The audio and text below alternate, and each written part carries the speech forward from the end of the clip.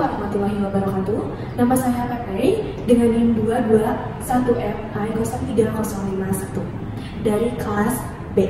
Di sini saya akan melakukan tindakan untuk memenuhi ujian praktek patologi dengan modul 2 yaitu antropometri. Selamat menyaksikan. Baik teman-teman, sebelum saya melakukan tindakan, yang pertama saya akan melakukan inform konsen atau yang disebut dengan komunikasi terapeutik. Assalamualaikum Ibu, selamat sore. Ibu, perkenalkan, nama saya Pepe, saya perawat di sini. Kebetulan saya bagian sosial dari pukul 2 siang sampai pukul 9 malam. Apakah benar ini dengan ibu-ibunya dari Majalaya yang tadi sudah melahirkan bayi? Benar ya. Ibu, kedatangan saya di sini yaitu akan memeriksa keadaan bayi ibu, yaitu memeriksa pemeriksaan fisik supaya mengetahui apakah ada kelainan atau tidak, apakah diperbolehkan. Baik, kalau begitu saya akan menyiapkan alat, lalu memakai APD dan mencuci tangan.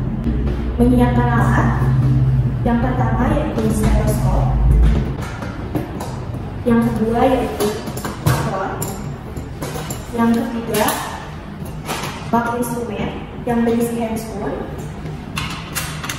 termometer, dan medlit, senter, dan lain-lain. Selanjutnya ada kasa dan kapas BTP. Ada juga bengkok, lalu ada timbangan bayi, ada ukuran untuk mengukur tinggi bayi. Setelah alatnya disiapkan, lalu kita memakai APD. Yang pertama yaitu saya akan memakai apron terlebih dahulu.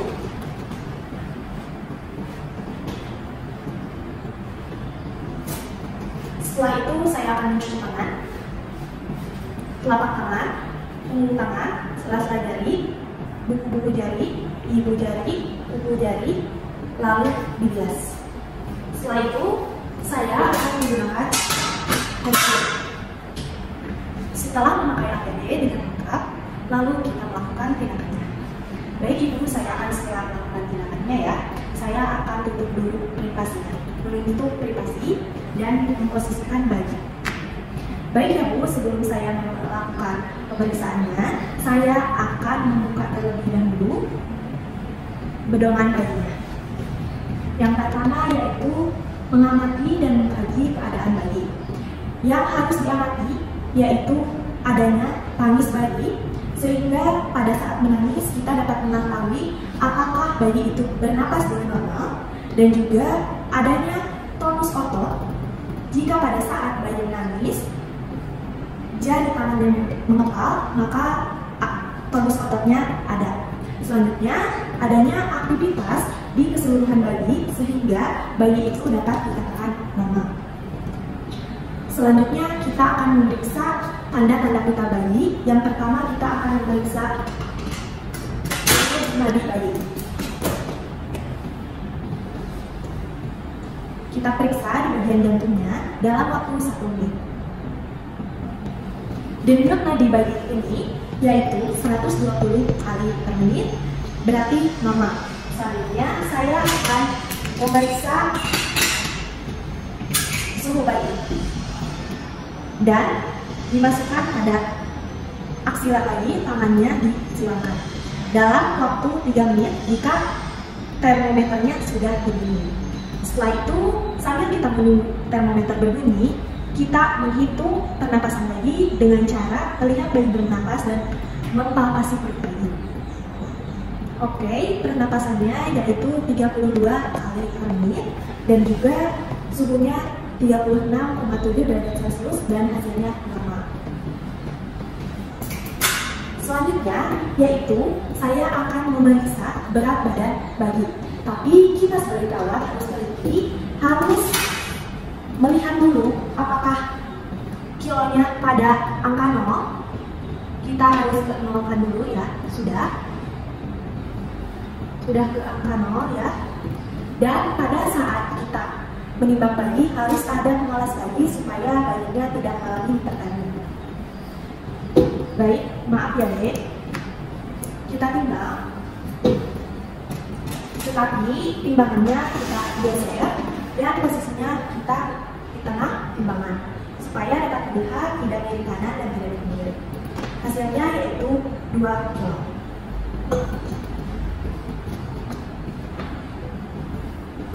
Selanjutnya yaitu pemeriksaan tinggi atau panjang bayi dengan menggunakan metrik.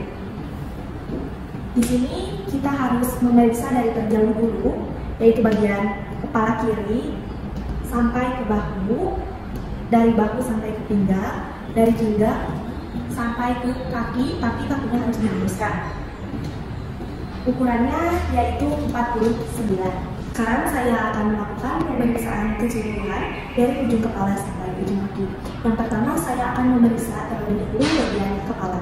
Yang pertama kita raba atau palpasi bagian ubun-ubunnya, dan rasakan apakah ada cairan atau tidak. Jika ada cairan, maka itu ada kelainan yang dinamakan dengan kelainan hidrosefalus. Lalu kita itu harus memeriksa bagian sutura pada tulangnya. Jika ada terjadi sutura penumpukan disebut dengan kelainan molase. Lalu setelah itu kita raba kembali bagian belakangnya. Jika ada peningkatan berarti adanya peningkatan cairan intrakranial. Setelah melakukan pemeriksaan pada kepala, lalu kita ukur kepala bayi dari bagian frontal sampai ke oksipital ya. Mohon maaf ya Mbak.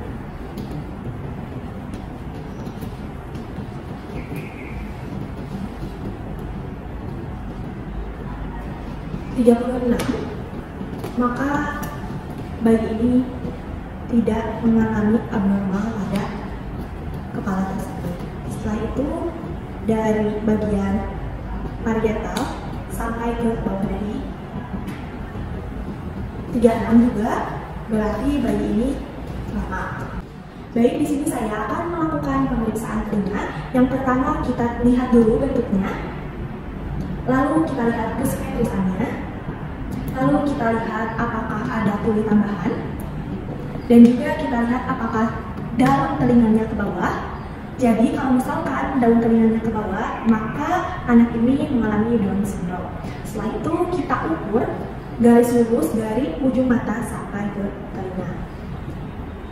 Lurus ya, berarti simetris dan bayi ini normal.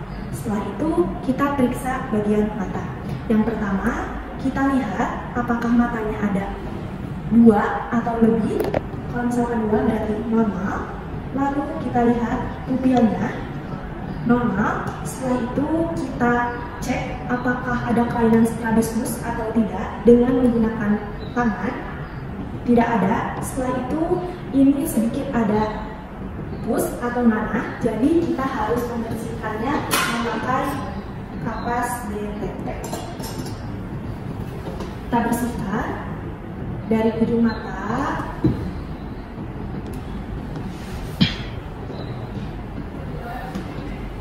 Lalu apakah lensa matanya keruh atau tidak kita lihat.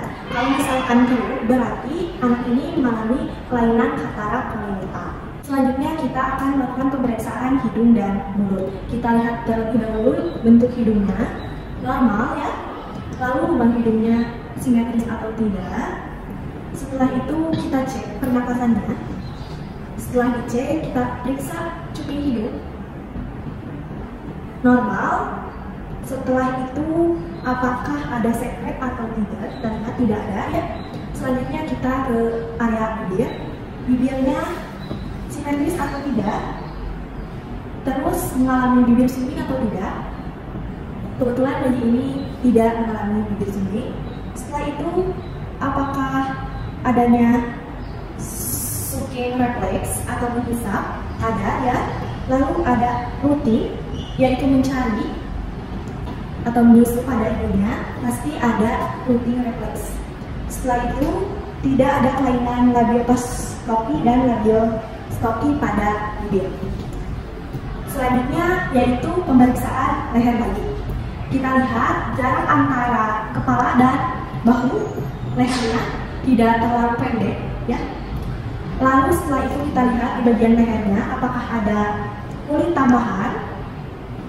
Tidak ada. Kalau misalkan ada, itu yang dinamakan Down syndrome. Setelah itu kita lihat apakah ada benjolan atau tidak. Tidak ada. Lalu kita ke bagian bahu, lengan, dan tangan. Yang pertama kita lihat keadaan bahunya simetris atau tidak, dan apakah ada fraktur clavicula. Tidak ada ya. Lengannya juga apakah sejajar. Setelah itu kita akan melihat tangannya, apakah ada sidaktili atau jumlah jari yang lebih. Ini jarinya 10 ya. Lalu ada polidaktili atau jarinya yang nempel. Setelah itu kita akan memeriksa bagian dada. Bagian dadanya apakah simetris atau tidak. Dinding dadanya apakah lembek atau keras, boleh kita perkusi. Lalu lihat payudaranya, apakah ada pembengkakan atau tidak. Setelah itu, apakah puting susunya berwarna coklat. Kalau misalkan berwarna pucat, berarti bayi itu mengalami prematur. Setelah itu, kita akan ukur lingkar dada bayi. Mohon maaf ya,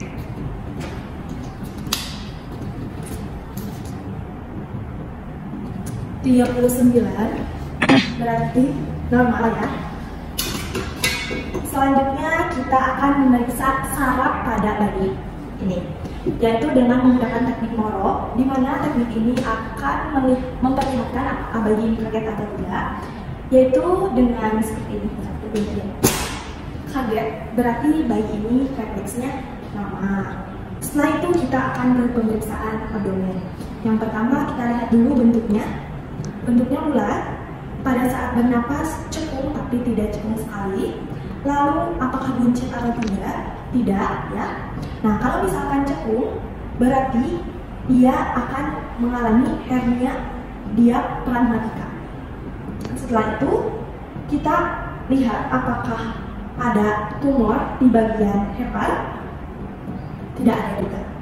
Baik, sekarang kita lihat bagian genitalianya, yaitu bayi ini perempuan, maka kita harus melihat apakah labia mayornya menutupi labia minor.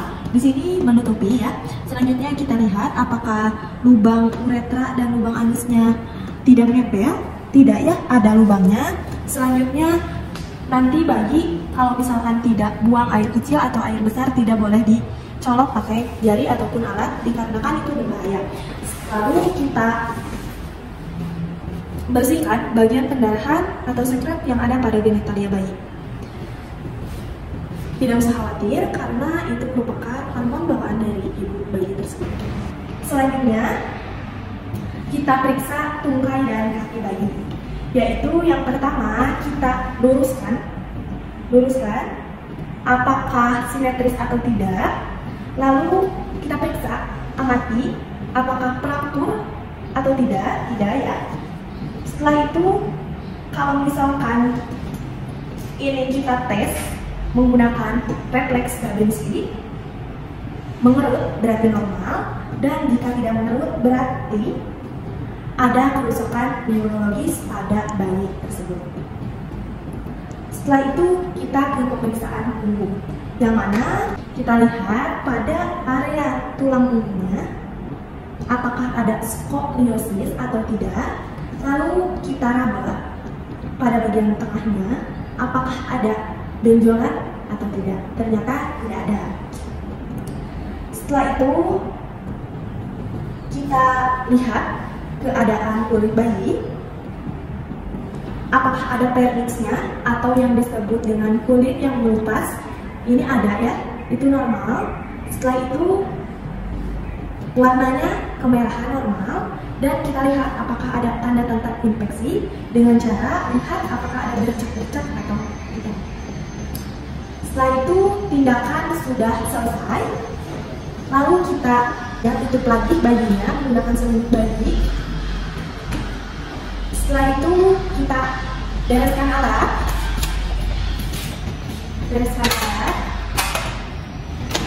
lalu kita buka upload.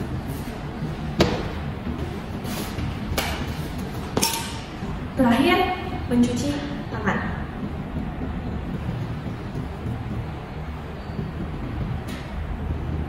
Sudah, lalu kita berpamitan.